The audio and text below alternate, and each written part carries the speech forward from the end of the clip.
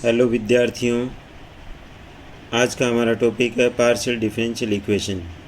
इसके अंदर आज हम 4 पिट मेथड डिस्कस करेंगे। यह बीएससी पार्ट द्वितीय के पेपर डिफरेंशियल इक्वेशन के अंदर यूनिट नंबर 4 में स्थित है।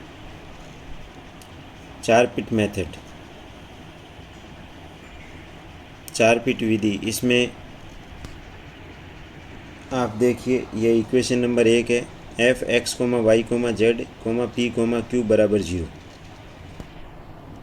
तो इसकी जो सहायक समीकरण है वो ये है, d p upon del F upon del x plus p del F upon del z d q del F upon del y plus q del F upon del z बराबर डी जेड माइनस का p del F upon del p minus का q del F upon del q d x बराबर d x minus का del F upon del p बराबर d y minus del F upon del Q बराबर D F upon 0। तो सबसे पहले आपको ये 4 पिट की सहायक समीकरण एकदम सही ढंग से याद होनी चाहिए। अब इस 4 पिट जैसे ही आप सबसे पहले कोई भी, जैसे आपके पास में पार्शियल डिफरेंशियल इक्वेशन है इस टाइप की, उससे आप सबसे पहले del F upon del x का मान निकाल लीजिए, del F upon del y का, del F upon del z का, del F upon del z का, del F upon del p का, del F upon del q का, ये सब मान रख दीजिए यहाँ पर पूरी जगह। तो इससे आपकी ये क्या आ जाएगी, 4 पिट की सहायक समीकरण आ जाएगी। सहायक समीकरण में आप 2 सूटेबल पेयर लेके पी और क्यू में रिलेशन निकाल लीजिए। वो रिलेशन से आप उस रिलेशन का यूज इसमें कर लीजिए और फिर समाकलन करके हम जेड का मान निकाल सकते हैं। तो ये तरीका है 4 पिट मेथड से इस टाइप की जो पार्शियल डिफरेंशियल इक्वेशन है उनको सॉल्व करने का। अब हम कुछ एग्जाम्पल डिस्कस करेंगे जिससे आपको यह 4 पिट मेथड किस तरीके से प्रॉब्लम को सॉल्व करता है और कैसे सॉल्व करनी है वो आप समझ जाएंगे। सबसे पहले जैसे आपको एक एग्जाम्पल नंबर 1 दे रखा है, ये रहा, P X plus Q Y is equal to P Q.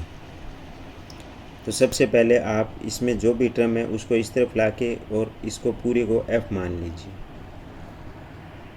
अब 4 पिट की सहायक समीकरण वही सहायक समीकरण है जो हमने लिखी थी। ये इसके अंदर सब के मान रख दीजिए, del F upon del x के, del F upon del z के, del F upon del y के, del F upon del z के, del F upon del P, del F upon del q, सब मान रख दीजिए। ये आ गया 16। अब इसने प्रथम 2 पद ले लिए तो और इनका समाकलन किया तो ये आ गए। तो log p is equal to log q plus log a. तो अब ये आप देखिए, हमने आपको बताया था ये एक रिलेशन आ गया पी और क्यू में। अब आप पी बराबर एक क्यू इसमें रख दीजिए जो आपके ओरिजिनल समीकरण है, ये आ गया। तो इससे क्यू का मान आ गया। तो कुल मिला के ये क्यू का मान वापस आप इसमें रख दोगे तो ये पी और क्यू का मान आ गया, ये पी का मान आ गया आपके पास। अब D Z is equal to P D X plus Q D Y है, तो पी का मान यहाँ रख दीजिए, क्यू का मान यहाँ रख दीजिए, इंटीग्रेशन कर दीजिए, वो हमारे पास में आंसर आ जाएगा। अब विद्यार्थियों, अब हम आपको दोबारा से ये प्रॉब्लम सॉल्व करके बताते हैं, आपको समझ में आ जाएगा। सबसे पहले आपको जो गिवन समीकरण है उसको एक तरफ ला के उसको पूरी को एफ मान लीजिए। फिर आप 4 पिट की सहायक समीकरण लिख लीजिए। फिर जो भी मान है, del F upon del x, del F upon del Z, del F upon del Y, del F upon del z, ये del F upon del P, del F upon del Q, ये सब मान रख दीजिए। सब मान रखने के बाद में ये आ जाएगा समीकरण। अब इसमें पी और क्यू है। अब इसमें देखो, इन्होंने 2 सूटेबल पेयर ये ले लिए, डी पी अपॉन पी बराबर डी क्यू अपॉन क्यू। ये लेने के बाद में आप इसका इंटीग्रेशन कर लीजिए तो ये आपके पास में एक रिलेशन आ जाएगा। इस रिलेशन का ये पक्का कर लो, ये जो रिलेशन आया है और ये जो समीकरण है ऊपर वाली, ठीक है ना, ऊपर वाली ये जो समीकरण है, तो P X plus Q Y, तो इसमें पी बराबर एक क्यू रख दियो। तो ये इस समीकरण में ध्यान दो, फिर से ध्यान दो आप, ये जो रिलेशन है इसका इस समीकरण में मान रख दीजिए, पी बराबर एक क्यू। तो पी बराबर एक क्यू रखने से ये आ गया। तो क्यू का मान आ जाएगा वाई प्लस ए एक्स अपॉन ए। तो क्यू का मान आप वापस इसमें रखो तो पी का मान आ जाएगा आपके पास में वाई प्लस ए एक्स। तो वो आप D Z is equal to P D X plus Q D Y होता है, तो पी का मान यहाँ रख दीजिए, क्यू का मान यहाँ रख दीजिए, इंटीग्रेशन कर दीजिए, ये आंसर आ जाएगा। तो इस तरीके से हम प्रॉब्लम को सॉल्व कर सकते हैं। अब एक अनदर एग्जाम्पल लीजिए, example number 2, p square plus q square y is equal to q z. So सबसे पहले उसको एक जो क्यू जेड को लेफ़्ट की तरफ ला के उसको एफ़ मान लीजिए। अब आप सहायक समीकरण क्या होती है 4 पिट की, वो पूरी लिख लीजिए। उसके अंदर सारे मान 4 पिट की सहायक समीकरण जैसे ये है, देखो ये रही, इस समीकरण में रख रखी है।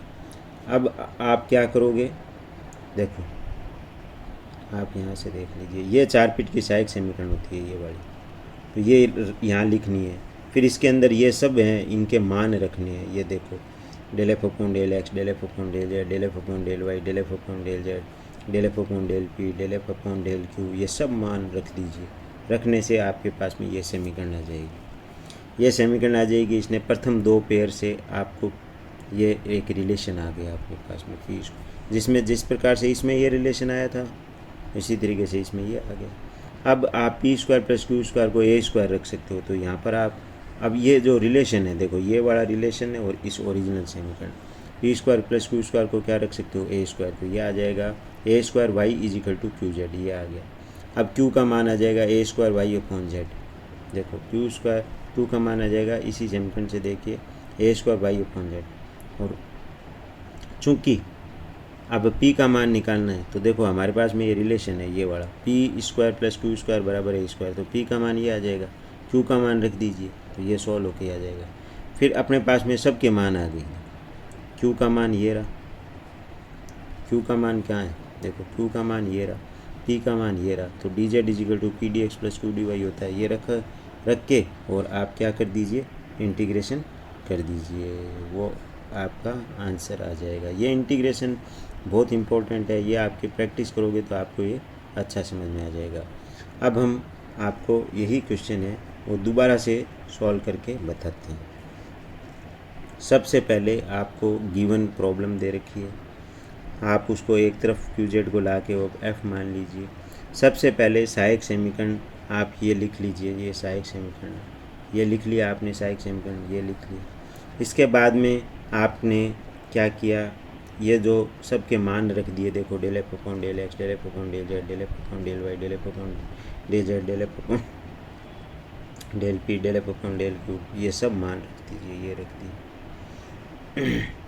अब आप क्या कर दीजिए, प्रथम 2 पद, ये प्रथम 2 पद ये रहे, तो इससे आपने क्या किया, ये कर लिया, दोनों तरफ का इंटीग्रेशन ये आ गया। अब आप देखिए, जैसे ही आपके पास में ये एक रिलेशन आ गया, दोनों तरफ इंटीग्रेशन करने से। अब P square plus q square, इस रिलेशन को आप इसमें यूज कीजिए, तो P square plus q square को क्या रख दो ए स्क्वायर, तो ये आ जाएगा ए स्क्वायर जेड बराबर क्यू जेड, ये समझ में आ गया।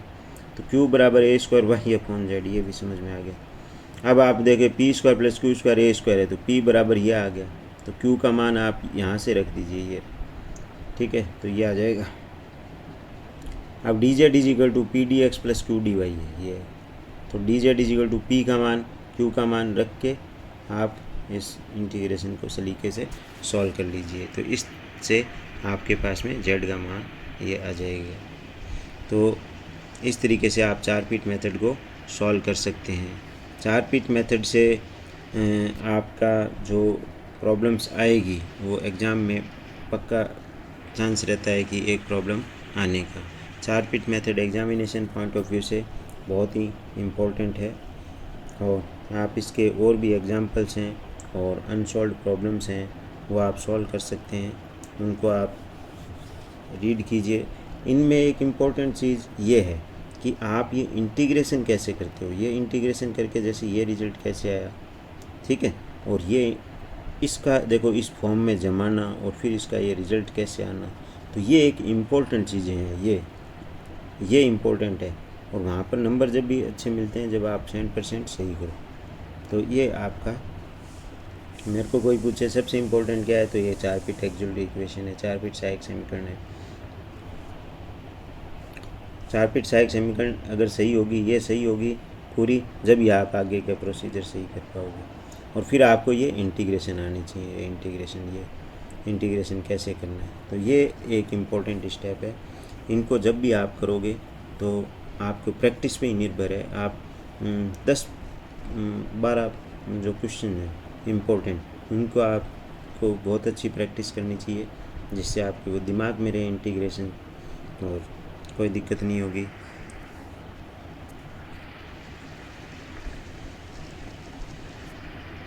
धन्यवाद।